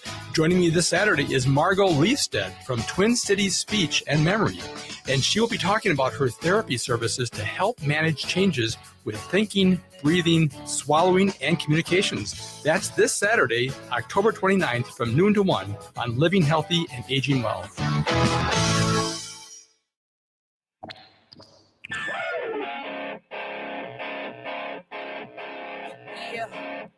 AM 950, the progressive voice of Minnesota. You know, okay. So let's get the elephant out of the room here on this rail merger. The Canadians know this stuff is so damn toxic and dangerous, but they like their country. They like Canada. Canada's lovely. It's nice. I've been up there. Good pancakes. Canada, they love Canada. So, but they don't want to ship their toxic product through there. So it's cheaper and safer for them to just buy up America's infrastructure, namely its railroad system, and ship it south. That it's too dangerous, that this oil company, it's too dangerous for them to ship it to the West Coast or to the East Coast, which is insane because, well, frankly, they go to the West Coast, the East Coast all the time. It's easy to get out there. They got the rail lines already built. So it just tells you something's rotten here. And so what you've got politicians in this country who have basically said, we will sell off our major infrastructure. We will not hold this Canadian company responsible if they spill their product. We will not demand that there are safety protocols. We're not going to do any of this stuff. And we're perfectly fine with us just being a way station for this oil. It will not benefit America in any capacity as far as a crude oil product, gasoline, whatever. It's all going to go overseas. So there is no value in this train line coming here. Now, McNeil, he basically put out very quickly that, and I think this is the biggest concern for him is the oil, or is with the oil is the water, is that if it gets, God forbid, into the Mississippi River, watershed, into any of these lakes, if it derails, which they do all the time, let's be honest, then there's a real chance of an environmental nightmare. I'll go past the fact that I don't like the idea necessarily of an additional 6 or 7 trainfuls of oil coming rolling through Minneapolis, St. Paul. Yikes. But then, I mean, think about, okay, so you got the train possible agreement, just on the convenience factor. And I know this is way down on the list. Brett, have you ever lived in a big train town? Have you ever lived in a town where there's a train line comes I through? have not, unfortunately, no. I lived in a few. We have them out in Hopkins. They come through. I mean, we have train lines that come through out there. It's not really consistent. That could be changing. It's not really consistent. But in Ames, Iowa, it was very consistent. We used to have a lot of trains come through Ames, but they try to keep the trains down to a minimum at night. Well, all of a sudden, if you're all of a sudden adding another 8 or 9 trains per day through a community, dear Lord, that is a lot of time. I mean, I said, if you've got 20 trains coming through and it takes 20 minutes for each train to go through, and I'm going to tell you right now, these aren't going to be short trains. These are going to be long trains. They've got to maximize profit. That is 6 hours and 40 minutes each day where your town is cut in half because of a train coming through. 6 hours and 40 minutes. God forbid that happens in a rush hour. God forbid that happens when there's a fire on the other side of town. We'll get there when we can. It sounds like it's another 16 minutes. Hopefully it doesn't burn too bad. There's not a medical emergency on the other side of town. Dear Lord. No, this is not good. Bill is in St. Paul. He wanted to chime in on the railroad merger. Welcome on in, Bill. Thanks for holding.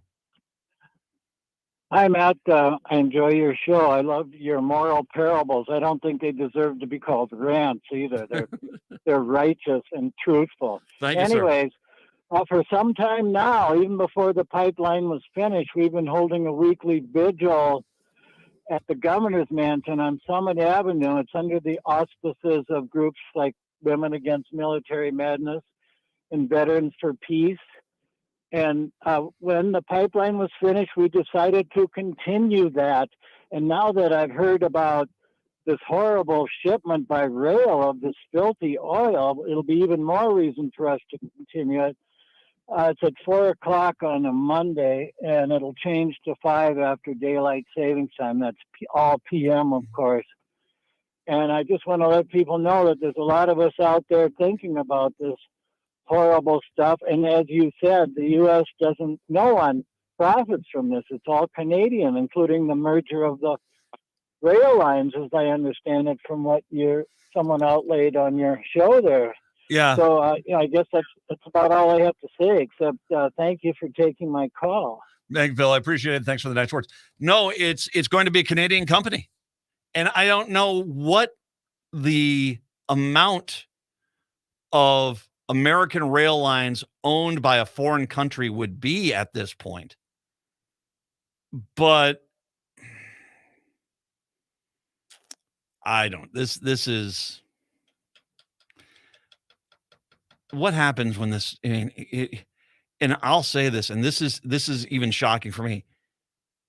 In the realm of catastrophes, the best case scenario is it just spills all over the place, and it just is a massive mess.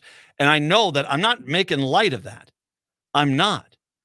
God forbid one of these trains blows up and takes out a good half of a community or a large portion of the city with it. It has happened. Doesn't happen often, but it has happened. I don't know. I am stunned at the brazen anti-American nature of American politicians, primarily Republicans, who basically would sell their own grandma to be harvested for organ parts if it meant basically a campaign contribution. And that's kind of what I see what's going on here. We make no money off of this, and we are screwed if there's a spill because we have to pay for it as taxpayers. And even if we did levy a fine on the railroad, they're going to send in their lawyers to negotiate it down. Oh, it can't be $20 million. We'll pay $15,000 and we'll take a very stern finger wagging. That's all we'll take. Jeez.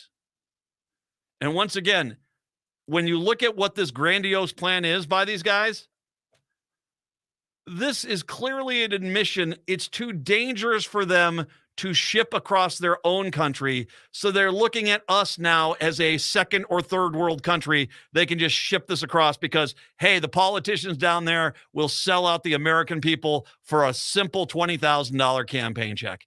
This is easy money. It's an easy investment. And yeah, let's do it this way. Wow. This is horrible. God, is it horrible. Speaking of which, horrible. Donald Trump. Hey, another endorsement comes on out, and this one pretty much lays down the law about what's coming up this election cycle. 952-946-6205. 952-946-6205. Let's take a break. Come on back. It's the Matt McNeil Show right here on AM 950.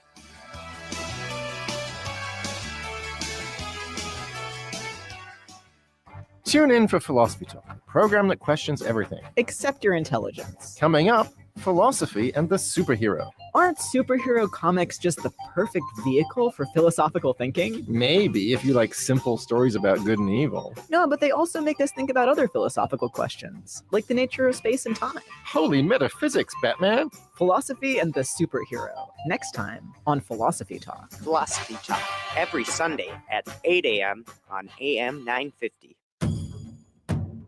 Native Roots Radio presents Rock the Vote Native Style, featuring local, regional, and national Native and ally candidates, politicians, and political activists, every week until midterm elections. Join us on Tuesdays at 6 p.m. for Native Roots Radio presents Rock the Vote Native Style, educating and empower Native people and BIPOC allies to take to the polls and make their voices heard. Rock the Vote Native Style, Tuesdays at 6 p.m. Central on Native Roots Radio. Now that autumn is here, get your vehicle service done at Rudy Luther Toyota. Regardless of where you purchased your vehicle, Rudy Luther Toyota is your #1 destination for auto service and repair. For routine maintenance or a larger repair, easily schedule your appointment on their website, rudyluthertoyota.com. That's rudyluthertoyota.com. They fit with your schedule, they're fast and courteous, and they do the job right. I trust them. With the cooler weather, keep your vehicle running at its best with service from Rudy Luther Toyota, 5 miles west of downtown Minneapolis on 394. Warmer weather is here, and that means it's time for home improvement projects. If you're planning a remodel or property upgrade for your home or business, switching to solar energy should be part of your project, and All Energy Solar can help. Most home improvement projects don't pay for themselves until the property is sold, but switching to All Energy Solar is an investment that can actually pay for itself even if you don't sell your property. In fact, after 30 years of operation, solar energy could pay back 300% to 400% of the cost. Plus, a system from All Energy Solar is built to last, not just for years, but decades. Most systems from All Energy Solar come with a 25 to 30-year warranty.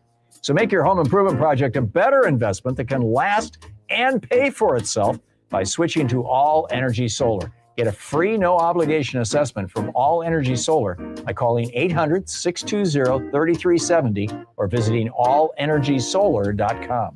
That's allenergysolar.com. With your AM 950 weather, I'm Brett Johnson. Look for sunny skies today with a high near 51, tonight partly cloudy with a low around 40, and Thursday cloudy with a high around 55.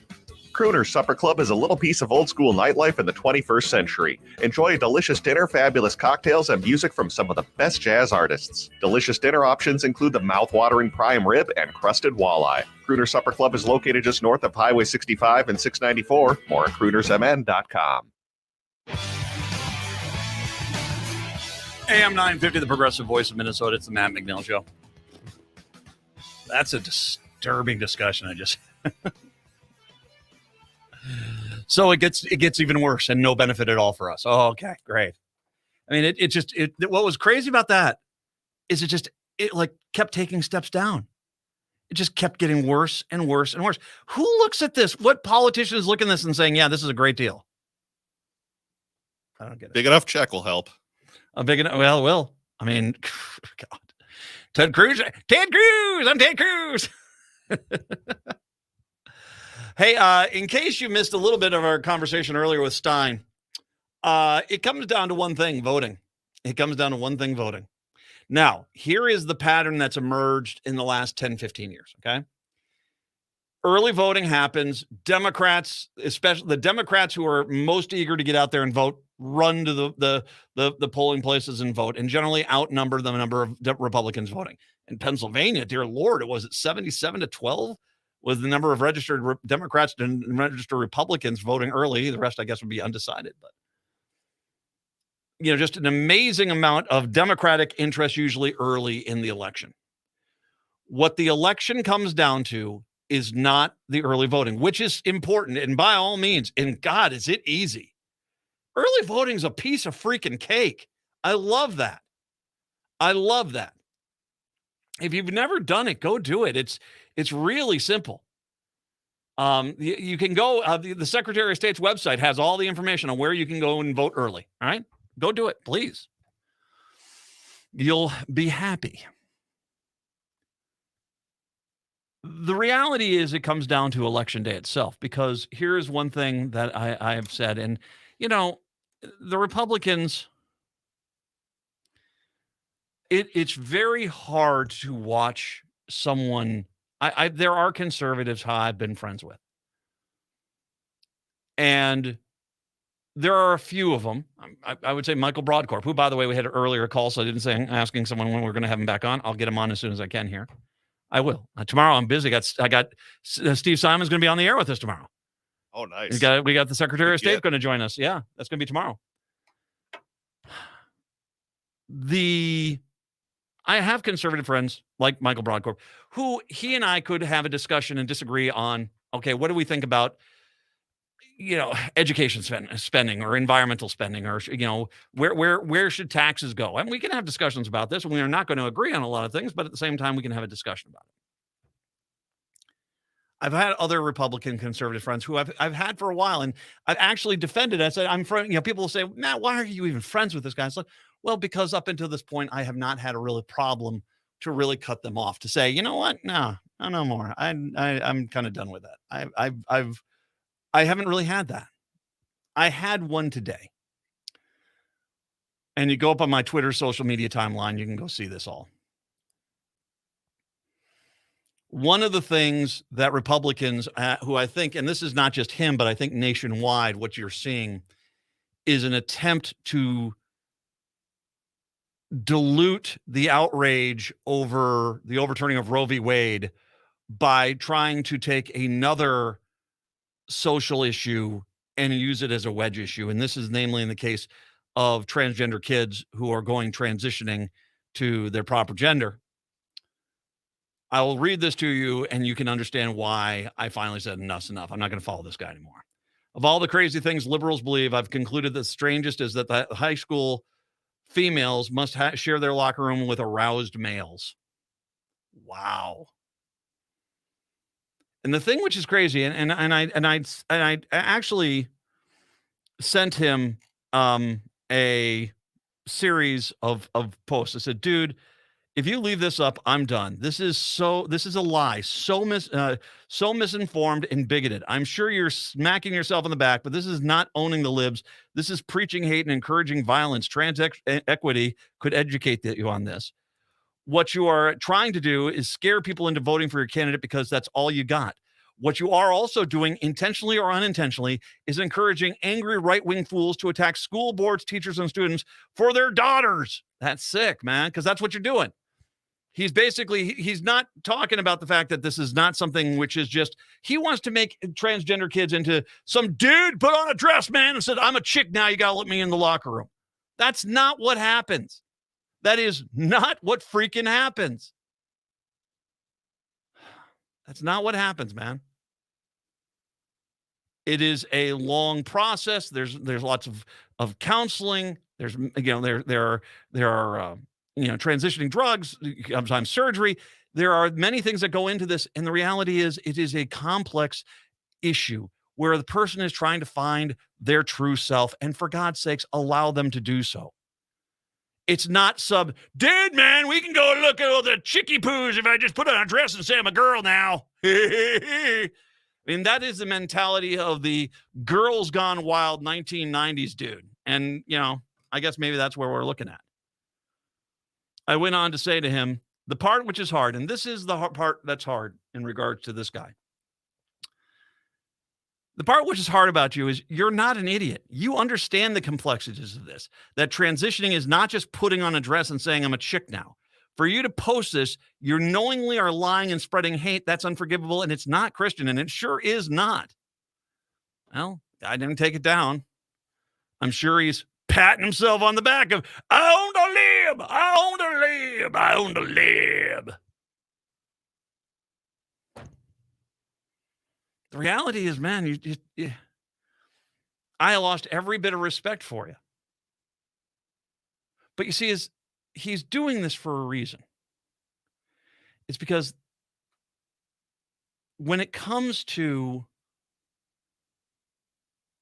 people in the suburbs, especially the tertiary suburbs, the outlying ones, where you're getting more farm than country, farm than city, rather, I should say, farm than city. They know that these scare tactics work, and that doesn't mean it's good. It doesn't mean it's right, but this is where they're at because they have nothing else. And that guy will try to encourage people to vote on that alone. Yeah, I voted to stop all the dudes from going into the chicks' locker room. Not that that actually happens. Because if that does happen, you actually do arrest the person because that's, yeah. That's not, transitioning.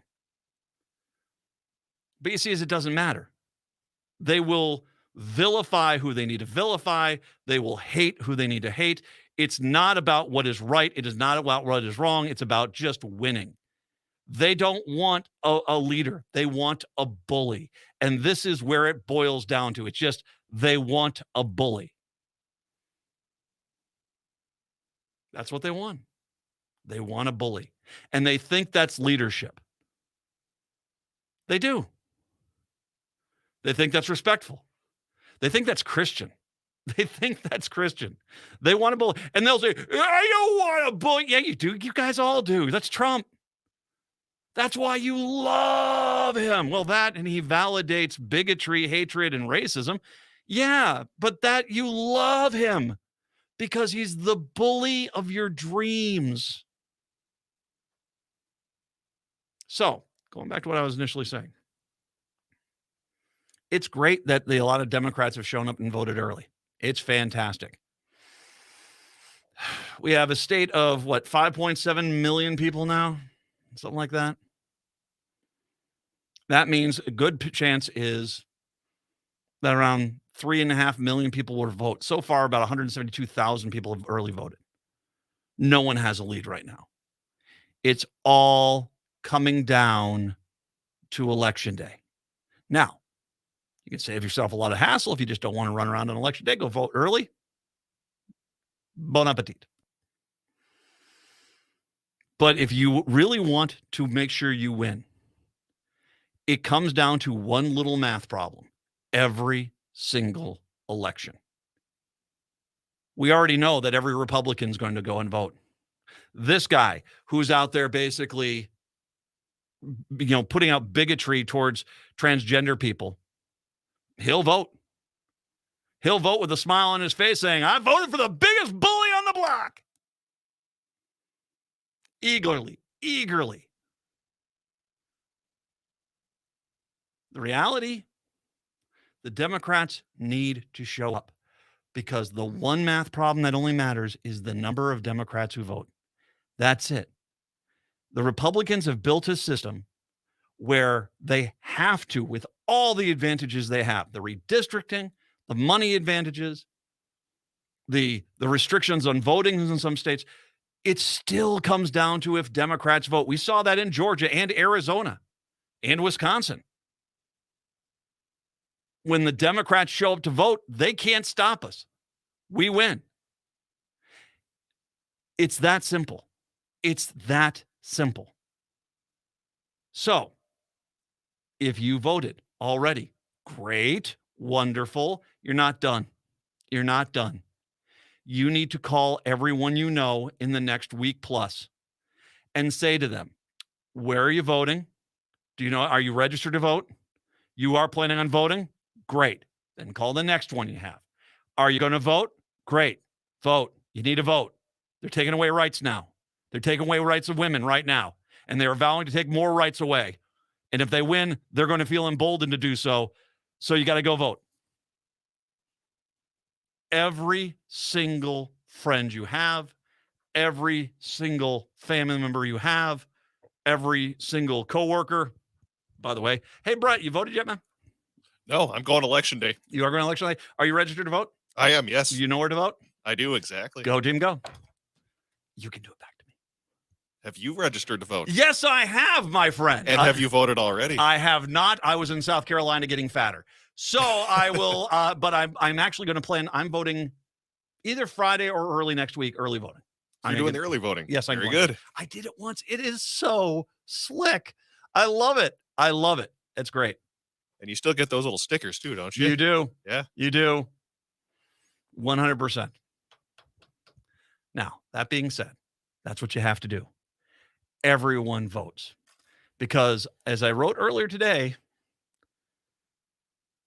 Trump wins if the Republicans win. Trump wins if the Republicans win. And he's right now inserting himself into the Minnesota races. We knew about the crockpot, Kim Crockett. But there's been another endorsement for, oh, that's right, that sweet, sweet, sweet Dr. Jensen. Oh, yeah. And his sidekick, Burke. We'll talk about that when we return. 952-946-6205, 952-946-6205. Vote. Vote, vote, vote, vote, vote. That's all that matters. Vote. Vote. We'll take a break. Come on back. It's the Matt McNeil Show on AM 950. This is Ross Stadheim, partner at MJSB Employment Justice. When you've been wronged at work or something just doesn't feel right, it's hard to know what to do next. Our firm can help. We pride ourselves on communication and listening to our brave clients to obtain their own brand of justice. When you hire MJSB Employment Justice, you're not just a number. You're a valued client who will be represented by one of our experienced and accomplished partners every step of the way. That's our promise. Be heard. You deserve better. Contact us today at mjsbjustice.com. Hi, folks. This is Kirk Bankstad from Wisconsin's Minocqua Brewing Company, and our progressive beer is now available in Minneapolis. Yes, you Vikings can now buy Biden Beer, Bernie Brew, AOC IPA, and Kamala, a strong vice presidential stout, without having to travel across the border. And the best news yet is that 5% of the proceeds of each beer you buy go to keeping Wisconsin blue. Drink progressively with Minocqua Brewing. Get their progressive beers at Top 10 Liquors in Roseville and Falls Liquor in Minneapolis. Find other Twin Cities locations at MinocquaBrewingCompany.com. Better Futures Minnesota's Reuse Warehouse has big news. We have a brand new online store. Check out reusebfm.com. This is a great way to see what we carry in the Reuse Warehouse. Appliances, building materials, kitchen and bath fixtures, lighting, flooring, lumber, heating and cooling items.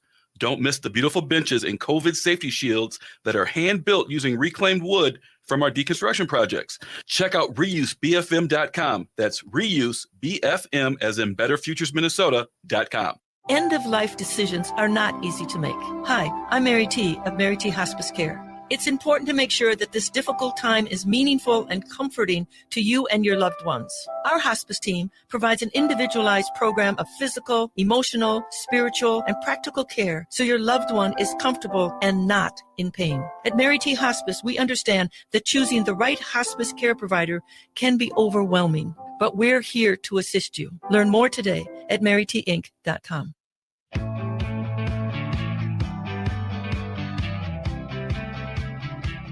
By the way, did you see the facial expression that Kim Crockett put out when Steve Simon lit her up with the "You do not hire the arsonist to be the fire chief" line? I screen grabbed it. It's on my Twitter feed. Holy God! Wow, that is magnifique. After endorsing Republican crackpot Kim Crockett in her bid to become Minnesota Secretary of State, former President Trump now has issued a late-night endorsement for his man that he thinks about late at night. Sorry. Am I thinking about 3-Second Johnson over in Wisconsin? No! I'm thinking about Scott Jensen. He's got the endorsement for Minnesota governor from Trump. In a post on his social platform, Truth Social, Trump said, "Minnesota, if I had the chance to have a great governor," adding that Jensen will bring us all back from the brink. And they're strong about fighting crime inside, deliver state and sensible education. Really? I haven't seen any of that. In a statement following Trump's comments, Jensen and running mate Matt Burke, who was quoted as saying, fire ban. No, I don't think he actually said that. I don't think he actually said that.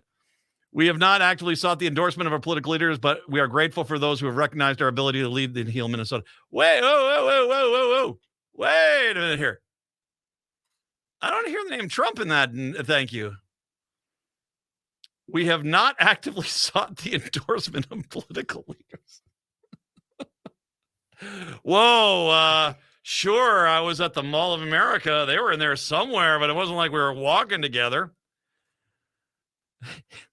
He went on to add, we're grateful for those who have recognized our ability to lead. Wow, that's a stinging thank you right there. Sweet Jesus, don't associate with Trump. It's like the kid who wants the parent to drop them off like a block away from school. I don't want to be seen with you. Dodgers embarrassing. Then they added, ultimately, we care only about one endorsement, the support of the Minnesota voters. Well, I hope you're happy with disappointment. Previous announcement of endorsements from Trump ahead of the 2022 midterm, such as this one by a radio station, found that the former president has typically endorsed challengers, incumbents who backed his efforts to overturn the 2020 election, which resulted in the riot scene in the Capitol on January 6th. Jensen has now outright declared the 2020 elections to be fraudulent, but he's consistently dodged questions regarding the validity of the vote 2 years ago. I think Trump's popularity, the reason why you're not hearing really a hey, thanks, Donnie T, coming from Jensen. I think it's a pretty decent bet that since he's got like about a 37% approval rating in the state, that's not a guy that's going to put you over the top. It's like Jensen. I mean, as a matter of fact, I was saying Jensen was on Ingram's last show, and he's going to be on Tucker Carlson's. Like, dude, why are you going on them? No one who watches Laura Ingraham or Tucker Carlson at night isn't already going to vote for you. That's just basically giving you a pat on the head like you're a golden retriever, man. Trump wins if you vote Republican. I just going to repeat that. Trump wins if you vote Republican. Trump wins if you vote Republican. By the way, if you thought this was an uncomfortable thank you from Jensen, I'm hoping Donald Trump endorses Schultz. Whoa, God, I don't hear you. I'm sorry. I don't what? No, I don't want that. God, it'd be hilarious. If you vote for a Republican, you're voting for Trump. It's that simple. Trump has basically, he's put his personal touch on Jensen and on Crockett. So if you vote for them, you're voting for Donald Trump's people. It's that simple. It's not like, sure, I like a hamburger too. It doesn't mean I'm going out and having burgers with a guy. It's, that's just, I don't know. Wait, what makes you think we're friends? Sure. Thanks, I think. There you go. If you vote for a Republican, you're voting for Trump. Trump wins if you vote Republican. If you don't need any other motivation outside of that, get off your butts and vote, please. Please. Democrats, you got to vote this election cycle. You've got to vote. Absolutely. Straight DFL ticket. Straight DFL ticket. That's how we do win. Devil's Radio up next. Native Roots Radio in the 6 o'clock. We're back tomorrow. Till then, see ya. Hi, my name is Frank Brown, owner of Minuteman Press Uptown. As the only minority-owned union printing company in Minnesota, I believe in giving back to the community.